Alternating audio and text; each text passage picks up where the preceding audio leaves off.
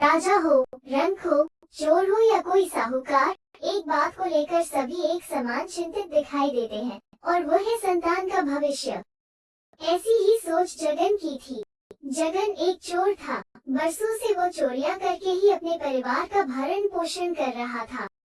अब उसका बेटा बड़ा हो गया था। परिवार का खर्च दिन पर दिन बढ़ता ही जा रहा था।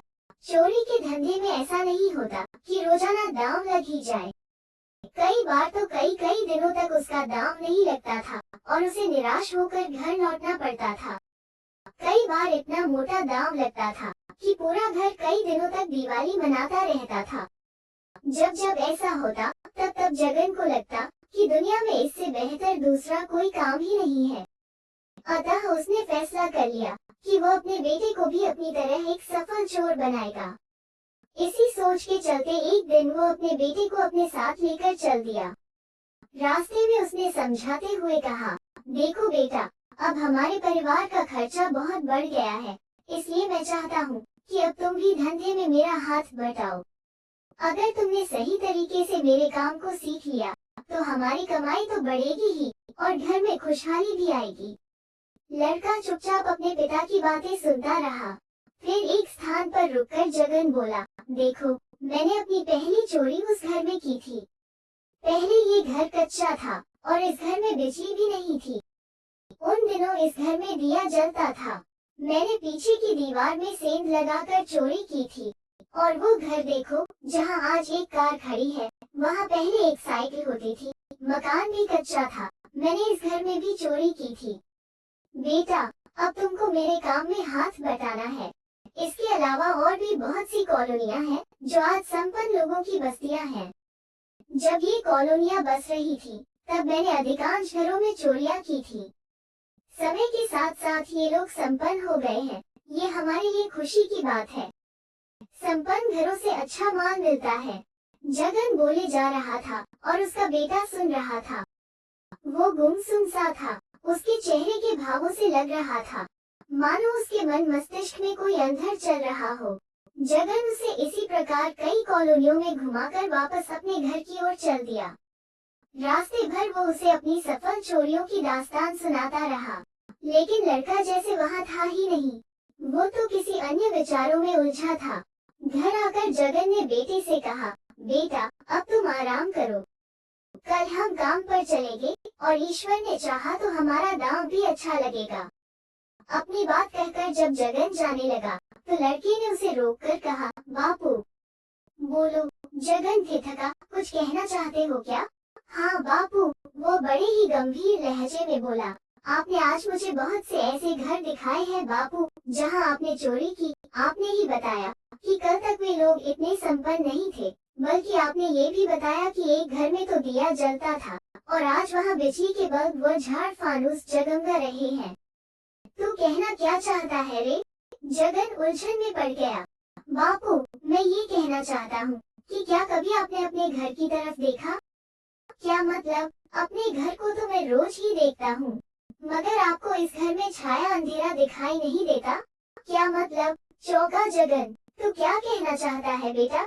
मैं ये कहना चाहता हूँ कि इस घर में आज से सालों पहले भी इस दिए की मरी हुई रोशनी होती थी और 20 साल बाद भी इस घर में अंधेरा ही है।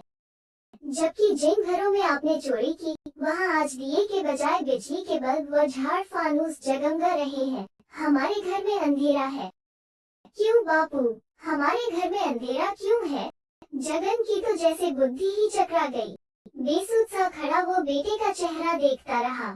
बेटा क्या कहना चाहता है, इस बात को वो समझ तो रहा था, लेकिन इस सवाल का उसके पास कोई जवाब नहीं था कि उसके घर में आज भी अंधेरा क्यों है। मैं बताता हूँ बापू कि आपके द्वारा इतने जोखिम उठाने के बाद भी घर अंधेरा क्यों है। आपकी लाई गई दौलत में न तो ईमानदारी की खुशबू थी और न ही मेहनत का रंग, इसलिए हमारे घर में आज भी अंधेरा है। और जिनके घरों में आपने चोरी की उनके घरों में आज बिजली के बल्ब व झाड़ फानूस की चमक दमक इसलिए है क्योंकि वे लोग ईमानदारी और मेहनत की कमाई करते हैं। चोरी होने के बाद भी वे गरीब नहीं हुए, मगर मेहनत व ईमानदारी की कमाई न करने के कारण आप अमीर नहीं हो सके। जिस पैसे को कमाने में इंसान के पसीने की गंध होती है, उसी पैसे में बरकत होती है बापू। हराम के अरबों खरबों रुपए भी आदमी को वो सुख चैन नहीं दे सकते जो ईमानदारी की एक पाई पाकर उसे मिलता है। अपने बेटे के मुंह से ऐसी गूढ़ और ज्ञान भरी बातें सुनकर जगन ठगा सा खड़ा था। उसका सिर झुक गया था और जुबान को जैसे लकवा मार गया था। एक क्षण रुकने के बाद बेटा पुनः बोला, अब आप चाहते हैं कि मैं भी आपके रास्ते पर चलूं? इसका मतलब तो यही हुआ बापू कि आप चाहते हैं कि न सिर्फ मैं बल्कि हमारी आने वाली पीढ़ियां भी इस अंधेरे से जूझती रहे। जरा सोचो बापू, सोचो, क्या हम दोनों मिलकर भी घर के इस अंधेरे को दूर कर सकते हैं? नहीं बापू, नहीं, आप और मैं ही नहीं, अगर हमारा पूरा परिवार भी इसी धंधे को अपना ले तब भी हम इस अंधेरे को दूर नहीं कर सकते। इस कमाई में न हमारी मेहनत है, न पसीने की खुशबू और न ईमानदारी की महक। चोर के मन पर हमेशा एक बोझ होता है बापू, और वो बोझ उसे कभी सिर उठाकर नहीं चलने देता।